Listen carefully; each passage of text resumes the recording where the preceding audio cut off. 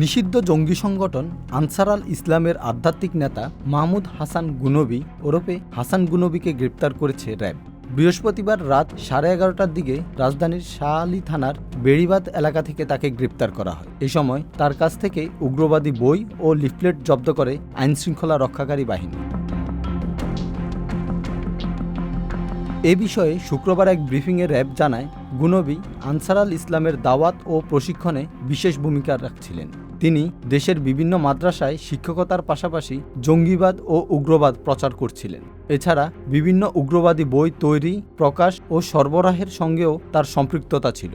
একসময় তিনি হরকাতুল জিহাদ বাংলাদেশের সঙ্গেও যুক্ত ছিলেন। গ্রেফতারকৃত গুনবি দেশের বিভিন্ন মাদ্রাসা সহ বিভিন্ন স্থানে উনি খণ্ডকালীন প্রশিক্ষক অথবা অতিথি বক্তা অথবা দীর্ঘমেয়াদী শিক্ষকতা অথবা পরিচালনা পর্ষদের উপদেষ্টা হিসেবে উনি বিভিন্ন সময় কার্যক্রম পরিচালনা করেছেন। উক্ত মাদ্রাসায় সম্পৃক্ত হয়ে জঙ্গিবাদের বিস্তৃতি ঘটিয়ে থেকেছেন বলে উনি আমাদেরকে প্রাথমিকভাবে স্বীকারোক্তি দিয়েছেন।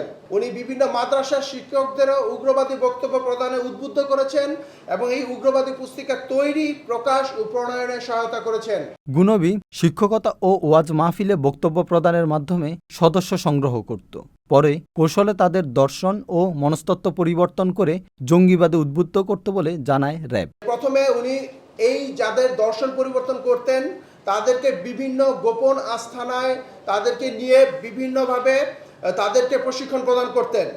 যে সকল প্রশিক্ষণার্থী তারা বিভিন্ন আত্মীয় স্বজন, পরিবার, বন্ধুবান্ধব থেকে বিচ্ছিন্ন হয়ে তার কাছে প্রশিক্ষণ গ্রহণ করত। প্রশিক্ষণার্থীদের বাহিরের জীবন, সমাজ, রাজনীতি, সংস্কৃতি ও বিজ্ঞান ইত্যাদি থেকে তাদেরকে দূরে রাখা হতো। অতঃপর তাদের মস্তিষ্কে ধর্মীয় অপব্যাখ্যার ভয়ভীতি ও স্বাভাবিক জীবন সম্পর্কে বিতৃষ্ণা জাগ্রত করা হতো।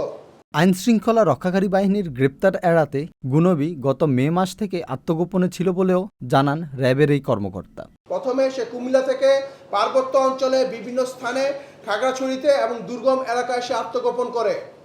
পরবর্তীতে আইন শৃঙ্খলা বাহিনীর তৎপরতা টের পেয়ে সে খাগড়াছড়ি থেকে সে পুনরায় বান্দরবনে সে আত্মগোপন করে। পুনরায় বান্দরবনে সে আইন শৃঙ্খলা বাহিনীর তৎপরতা পেয়ে সে চরগজারিয়া এবং চর মুজিবদিনে আত্মগোপন করে এবং সেখানেও আইন শৃঙ্খলা বাহিনী যখন অভিযান পরিচালনা করে তখন সে ওইখান থেকে পালিয়ে সে উত্তরবঙ্গে আত্মগোপনের চেষ্টা করে এবং তার দেশ ত্যাগের একটি পরিকল্পনা ছিল। বাংলাদেশকে একটি উগ্রবাদী রাষ্ট্রে পরিণত করার উদ্দেশ্যে বিভিন্ন জঙ্গি সংগঠনের সঙ্গে বেশ কয়েকবার গোপনে গুনবি বৈঠক করেছে বলে জানায় র্যাব।